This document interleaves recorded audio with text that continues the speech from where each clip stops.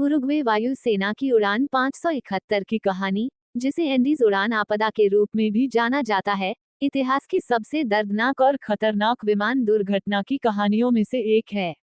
13 अक्टूबर 1972 को flight 571 मोंटेविडियो, Uruguay से रवाना हुई, जिसमें 45 यात्री और चालक दल शामिल थे, जिसमें रग्बी टीम भी शामिल थी, जिसे ओल्ड क्रिश्चियन क्लब के नाम से जाना जाता था। साथ ही उनके परिवार और दोस्त भी थे।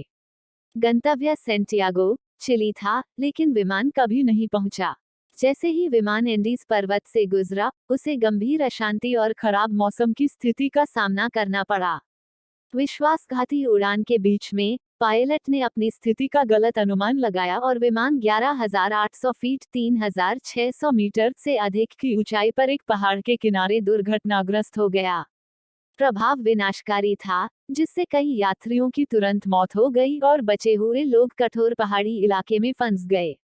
जीवित बचे लोगों में 27 यात्री थे, जिनमें रग्बी टीम और कुछ चालक दल के सदस्य शामिल थे।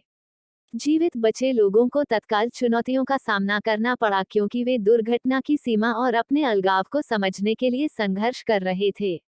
उन्होंने खुद को बर्फ से ढकी चोटियों से घिरा हुआ पाया, जहां संचार का कोई साधन नहीं था और न्यूनतम आपूर्ति थी। मलबे ने कुछ आश्रय प्रदान किया, लेकिन कड़ाके की ठंड और भोजन की कमी ने उनकी विकट स्थिति को बढ़ा दिया।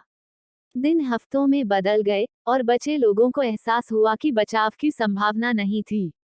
बाहरी दुनिया से कोई संपर्क न होने के कारण उन्हें प्रतिकूल वातावरण में जीवित रहने की गंभीर वास्तविकता का सामना करना पड़ा।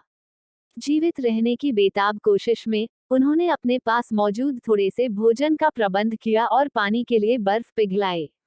जैसे जैसे उनकी उम्मीदें कम होती गईं, जीवित बचे लोगों ने एक घातक निर्णय लिया।